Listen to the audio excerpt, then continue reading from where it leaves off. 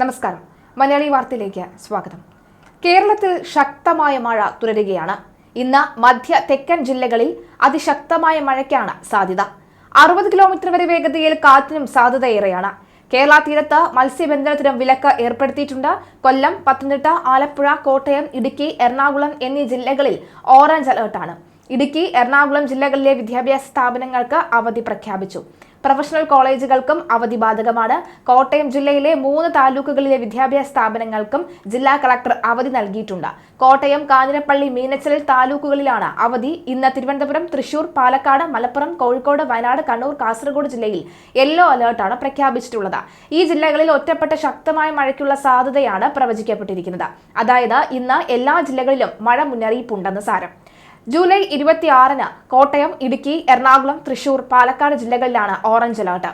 തിരുവനന്തപുരം, കൊല്ലം, പത്തനംതിട്ട, ആലപ്പുഴ, മലപ്പുറം, കോഴിക്കോട്, വയനാട്, കണ്ണൂർ, കാസർഗോഡ് എന്നീ ജില്ലകളിൽ യെല്ലോ അലർട്ടാണ്. ജൂലൈ 27-ന് ഇടുക്കി, എറണാകുളം, തൃശൂർ, പാലക്കാട്, മലപ്പുറം, കോഴിക്കോട്, വയനാട്, കണ്ണൂർ, കാസർഗോഡ് ജില്ലകളിലാണ് യെല്ലോ അലർട്ട്. ജൂലൈ 28-നാകട്ടെ കോഴിക്കോട്, വയനാട്, കണ്ണൂർ, കാസർഗോഡ് ജില്ലയിലാണ് യെല്ലോ അലർട്ട്. അവധി അറിയിപ്പ് നോക്കാം. എറണാകുളം ജില്ലയിൽ വിദ്യാഭ്യാസ സ്ഥാപനങ്ങൾക്ക് വെള്ളിയാഴ്ച, അതായത് ഇന്ന് അവധിയാണ്. ശക്തമായ കാറ്റും മഴയും കണക്കിലെടുത്താണ് എറണാകുളം ജില്ലയിൽ ഓറഞ്ച് അലർട്ട് പ്രഖ്യാപിച്ച സാഹചര്യത്തിൽ പ്രൊഫഷണൽ കോളേജുകൾ ഉൾപ്പെടെ എല്ലാ വിദ്യാഭ്യാസ സ്ഥാപനങ്ങൾക്കും വെള്ളിയാഴ്ച അവധി നൽകിയത്. അങ്കണവാടികൾക്കും ട്യൂഷൻ സെന്ററുകൾക്കും അവധി ബാധകമാണ്.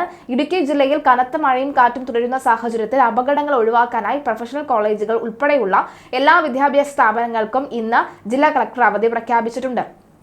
അംഗനവാടികൾ, മദ്രസകൾ, ട്യൂഷൻ സെന്ററുകൾ, ട്രെയിനിംഗ് ഇൻസ്റ്റിറ്റ്യൂട്ടുകൾ, കേന്ദ്രീയ വിദ്യാലയ ഉൾപ്പെടെയുള്ള എല്ലാ വിദ്യാഭ്യാസ സ്ഥാപനങ്ങൾക്കും അവധി ബാധകമാണ്. റെസിഡൻഷ്യൽ വിദ്യാഭ്യാസ സ്ഥാപനങ്ങൾക്കും അവധി ബാധകമാണ്. നഷ്ടപ്പെടുന്ന പഠന സമയം ഓൺലൈൻ ക്ലാസുകൾ ഉൾപ്പെടെ നടത്തി ക്രമീകരിക്കുന്നതിന് വിദ്യാഭ്യാസ സ്ഥാപന മേധാവികൾ നടപടി സ്വീകരിക്കേണ്ടതുണ്ട്. എല്ലാ വിദ്യാർത്ഥികളും വീടിനുള്ളിൽ തന്നെ കഴിയണമെന്നും അനാവശ്യ യാത്രകൾ ഒഴിവാക്കണമെന്നും ജില്ലാ കളക്ടർ വി വിഘ്നേശ്വരി അഭ്യർത്ഥിച്ചു. കോട്ടയം ശക്തമായ മഴ തുടരുന്നതിനാൽ തന്നെ വരും ദിവസങ്ങളിൽ കോട്ടയം ജില്ലയിൽ അതിശക്തമായ മഴ, കാറ്റ് എന്നിവയ്ക്ക് സാധ്യതയുണ്ടെന്ന് കേന്ദ്ര കാലാവസ്ഥാ വകുപ്പ് അറിയിച്ചിരുന്നതിനാലും കോട്ടയം, കാഞ്ഞിരപ്പള്ളി, മീനച്ചിൽ താലൂക്കുകളിലെ പ്രൊഫഷണൽ കോളേജുകൾ, അങ്കണവാടികൾ എന്നിവ ഉൾപ്പെടെയുള്ള എല്ലാ വിദ്യാഭ്യാസ സ്ഥാപനങ്ങൾക്കും വെള്ളിയാഴ്ച അവധി പ്രഖ്യാപിച്ച ജില്ലാ കളക്ടർ ജോൺ വി സാമുവൽ ഉത്തരവായി. മുൻ നിശ്ചയിച്ച പരീക്ഷകൾക്ക് അവധി ബാധകമല്ല. കനത്ത മഴയുടെ പശ്ചാത്തലത്തിലാണ് ഇടുക്കി, എറണാകുളം ജില്ലകളിലെ വിദ്യാഭ്യാസ സ്ഥാപനങ്ങൾക്ക് ഇന്ന് അവധി നൽകിയത്. കോട്ടയം ജില്ലയിലെ 3 താലൂക്കുകളിലെ വിദ്യാഭ്യാസ സ്ഥാപനങ്ങൾക്കും അവധി നൽകിയിട്ടുണ്ട്. അതിശക്തമായ മഴ മുന്നറിയിപ്പുള്ളതിനാൽ ജൂലൈ 28 വരെ കോട്ടയം ജില്ലയിലെ വിനോദസഞ്ചാര കേന്ദ്രങ്ങളിലേക്കുള്ള പ്രവേശനം നിരോധിച്ച് ജില്ലാ കളക്ടർ ഉത്തരവായി. ജൂലൈ 28 വരെ ജില്ലയിലെ എല്ലാവിധ ഖനന പ്രവർത്തനങ്ങളും നിരോധിച്ചു. ജനങ്ങൾ ജാഗ്രത പാലിക്കണമെന്ന് ജില്ലാ കളക്ടർ അറിയിച്ചു. സംസ്ഥാനത്തെ എല്ലാ ജില്ലകളിലും ഇന്ന് മഴ മുന്നറിയിപ്പുണ്ട്. 6 ജില്ലയിൽ ഓറഞ്ച് അലർട്ട് പ്രഖ്യാപിച്ചു. കൊല്ലം, പത്തനംതിട്ട, ആലപ്പുഴ, കോട്ടയം, ഇടുക്കി, എറണാകുളം ജില്ലകളിലാണ് ഓറഞ്ച് അലർട്ട് നൽകിയത്. ഈ ജില്ലയിൽ അതിശക്തമായ മഴയ്ക്ക് സാധ്യതയുണ്ട്. മറ്റെല്ലാ ജില്ലകളിലും യെല്ലോ അലർട്ട് നിലവിലുണ്ട്. മണിക്കൂറിൽ 60 കിലോമീറ്റർ വരെ വേഗതയിലുള്ള കാറ്റിന് സാധ്യതയുണ്ട്. 3.4 കിലോമീറ്റർ വരെ ഉയരമുള്ള തിരമാലകൾക്കും കടലേറ്റത്തിനും ഇടയിലുള്ളതിനാൽ തന്നെ മത്സ്യത്തൊഴിലാളികളും തീരദേശവാസികളും പ്രത്യേകം ജാഗ്രത പുലർത്തണം. നാളെ, അതായത് 26-ാം തീയതി സംസ്ഥാനത്ത് ശക്തമായ മഴ തുടരുമെന്ന് കാലാവസ്ഥാ വകുപ്പ് അറിയിച്ചിട്ടുണ്ട്. കനത്ത മഴ മുന്നറിയിപ്പിനെ തുടർന്ന് സംസ്ഥാനത്ത് 2 ജില്ലയിലെ വിദ്യാഭ്യാസ സ്ഥാപനങ്ങൾക്ക് ഇന്ന് അവധി പ്രഖ്യാപിച്ചിട്ടുണ്ട്.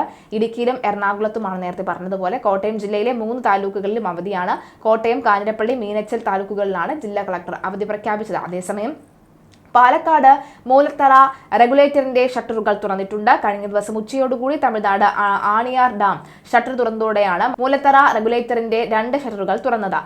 ചിറ്റൂർ പുഴയുടെ തീരങ്ങളിൽ താമസിക്കുന്നവർ ജാഗ്രത പാലിക്കണമെന്ന് ജില്ലാ ഭരണകൂടം അറിയിച്ചു. പൊതുജനങ്ങൾക്കുള്ള പ്രത്യേക നിർദ്ദേശങ്ങൾ: ഉരുൾപൊട്ടൽ, മണ്ണിടിച്ചിൽ, മലവെള്ളപ്പാച്ചിൽ സാധ്യതയുള്ള പ്രദേശങ്ങളിൽ താമസിക്കുന്നവർ അധികൃതരുടെ നിർദ്ദേശാനുസരണം സുരക്ഷിതമായ സ്ഥലങ്ങളിലേക്ക് മാറി താമസിക്കണം.